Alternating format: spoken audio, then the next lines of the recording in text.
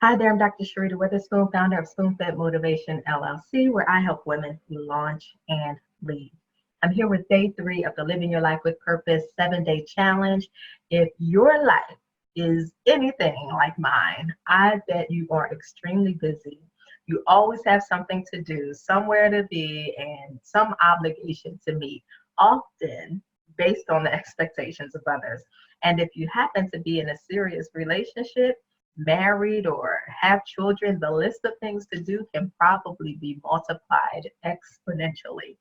So it's important to remember that our most precious commodity is and always will be time. You can't find more of it, and when it's gone, you can't get it back. Now, how often do you tell yourself that you can't do what you want to do because you don't have the time? We all do it, right? Maybe you want to start a business, you want to start working out, maybe go back to school, you want to volunteer, or simply just spend more time with the people you love, but there just isn't enough time to do it.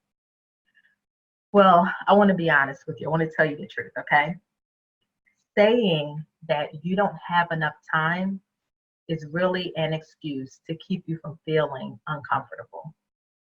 The cold, hard truth is that there is plenty of time. Oprah Winfrey, Michelle Obama, Kathy Hughes, we all have the same 24 hours to work with. So how is it that some of us make more productive use of that 24 hours than others? Well, first, it's a matter of prioritizing what you spend your time on, and second, delegating things that are important and or urgent to others who can handle them either just as well as you could, maybe even better. While the specifics of the things that take up our time may be different, the solution is absolutely the same for each of us if you are intent on living a life with purpose. Align your activities and commitments with your purpose first, giving priority to those things that require your participation. I'll say that again. Align your activities and commitments with your purpose first, giving priority to those things that require your participation. So one of the best tools for figuring out exactly where you're spending your time is a time journal. This can be, just a simple little notebook, a few sheets of paper, or an Evernote doc on your phone or a spreadsheet on your computer.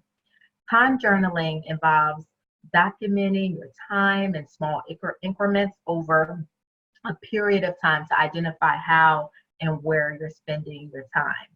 Through time journaling, you may discover that you spend a lot more time on the computer doing busy work or on social media than you realize. Or maybe you had no idea that you spend an average of 4 hours every day watching TV. So you should be able to recognize patterns of behavior and how you tend to spend your time from time journaling.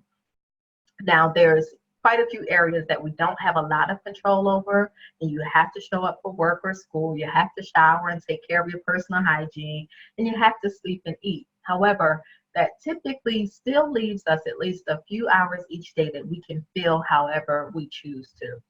So keeping a time log for a week or two provides you with the information you need to be able to make educated, conscious, and purposeful choices about how to spend that time. And that in turn allows you to live more purposefully, no matter what your goals and aspirations are.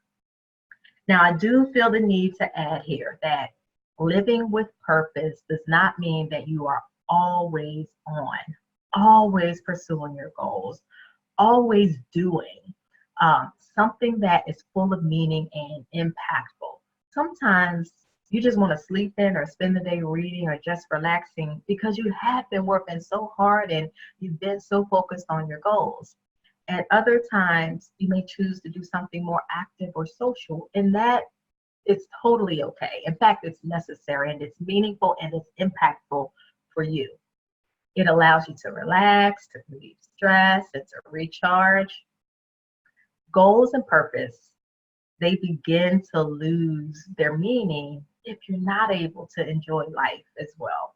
The point is that when you become aware of how and where you spend your time, you can have more control and be more intentional about how you spend it. Now, that brings us to your day 3 challenge. Track your time for at least 7 days, writing down what you're doing every 15 minutes. I know, every 15 minutes, this is necessary. From the time you get up to the time you go to sleep, do this for at least a full 7 days to get a realistic view of how you are spending your time. And on the 8th day, take about 30 minutes or so to just review your time journal, identify the times and activities that cannot be changed, like work, school, personal hygiene, meals, sleep, perhaps your commute to and from work or school for each day of the week, right? Then tally up the remaining time in the day and write down what you're currently doing during that time and what you could be doing that would move you closer to accomplishing your goals, bring more meaning into your life, or help you to be more fulfilled in your life. So I'm Dr. Cherita Weatherspoon, helping you turn your vision into a plan of action. I'll see you tomorrow for the next day of the challenge.